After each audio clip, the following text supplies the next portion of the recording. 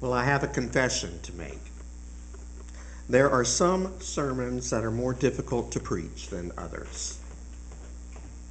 I love passages like Jesus' parable of the prodigal son, which make it easy to preach about God's radical love for each of us, regardless of our station in life. And there's a parable of the Good Samaritan, which empowers me to preach about our obligation to each other, despite our cultural differences. Then along comes a passage like this morning's on demon exorcism, of all things, which uses outdated words like rebuke and unclean spirit, and I find myself more than a little stumped. At first glance, I think the text may not be relevant to you and me in today's context. After all, I can't remember the last time I rebuked spirits in this church. We've had a few people fall out on us in the past year, but each one was easily explained by their medical conditions, not demon possession. It would appear that we just don't get a lot of demons in this neck of the woods. And so when I was faced with this morning's gospel reading, I was tempted to preach instead from the Hebrew or epistle reading selections for today. But the longer I sat with this seemingly irrelevant text, I came to discover that what this passage has to say really does matter after all. Author and Bible commentator David Lowe says that we can read this morning's text as Mark's signal that Jesus has come to oppose all the forces that keep the children of God from the abundant life God desires for all of us. And, Lowe says, that message matters because it is still the case. We may not be aware of very many eyes rolling back in their sockets, heads spinning around on their shoulders, or voices that sound like Darth Vader. But that doesn't mean that demons don't exist today. Demons exist. And there are a lot of misconceptions about them. Misconceptions which need to be corrected and which could benefit from some clarification. Misconception number one. Today's demons don't go by the ancient names of Lucifer, Baal, or Beelzebub, but instead by other more recognizable names.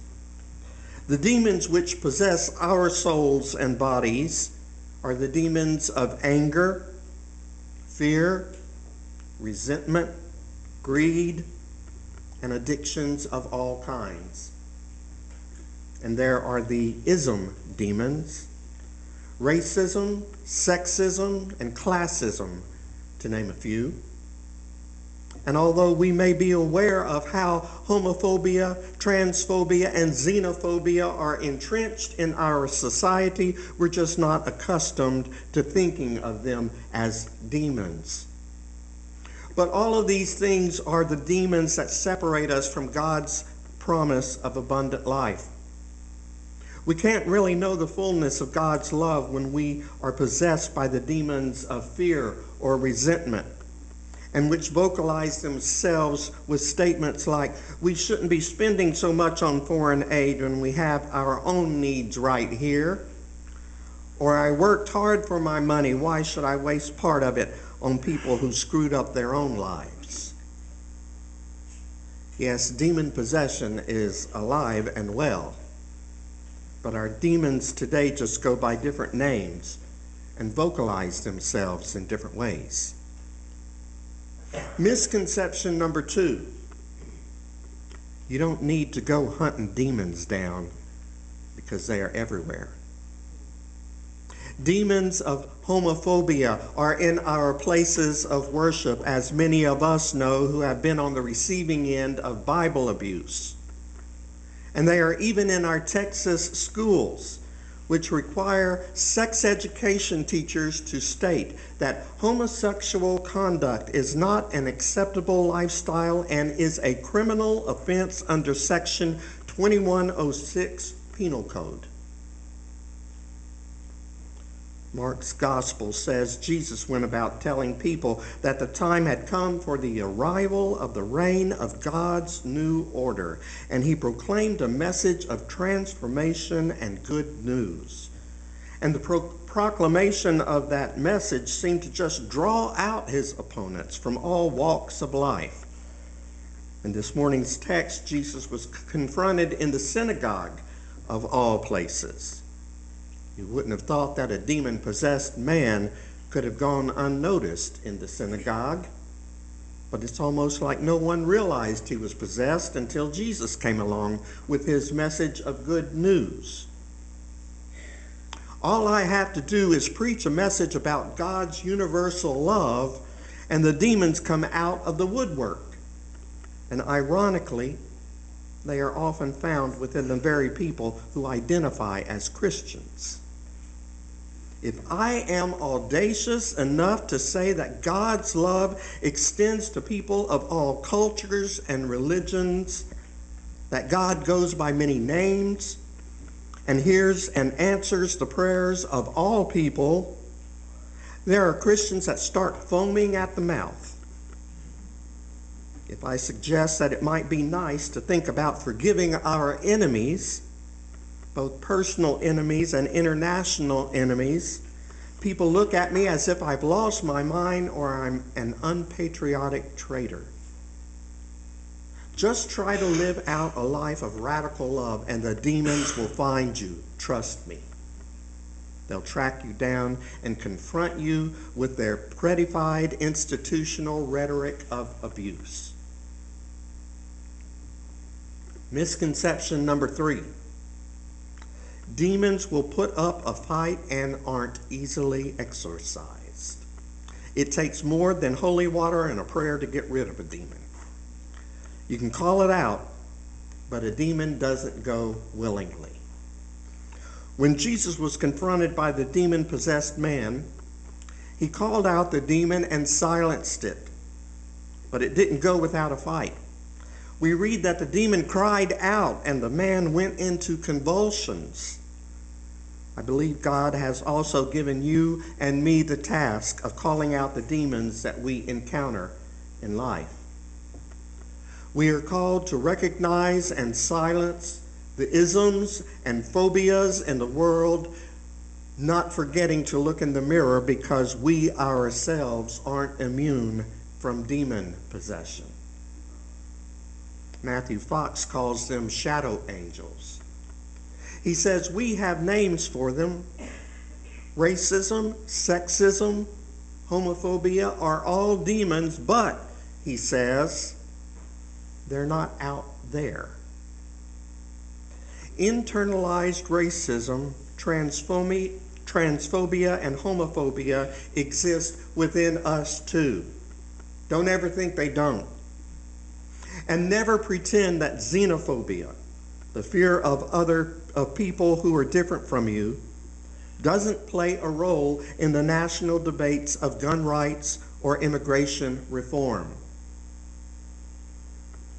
God calls us to recognize these demons in our world and in our own lives and to call them out and silence them. But they won't go without a fight. Even as we prepare ourselves for the inevitable victory of marriage equality, lawmakers possessed by the demon of homophobia are lining up at the podium with proposed laws whose sole purpose is to discriminate against the LGBTQ population, all in the name of God.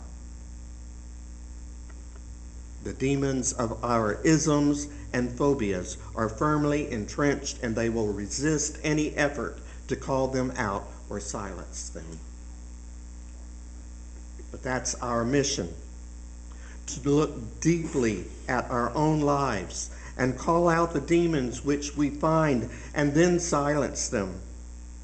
And then to call out the demons we find in day-to-day life. It is said that a demon hates to have its name uttered aloud because speaking the name out loud takes away its power. Maybe that's true. Maybe it's true that when we shine the spotlight on greed and racism and jealousy and name them for what they are, their power is diminished. When we call out our demons, they can no longer disguise themselves as constitutional rights or patriotism or godly living. So maybe today's text is relevant to us after all. Maybe we've got our own share of demons to contend with, but we don't recognize them as such. And maybe we need to work harder at ridding our world and our own lives of these demons that rob us of the joy and purpose for which we have been created. Maybe there really are demons in this world, and it's the business of the church to call them out and silence them. But maybe we need to first take a long, hard look at ourselves and see if we recognize any demons in our own lives. May God be with us as we go about the business of recognizing, calling out, and silencing the demons in and around us. Amen.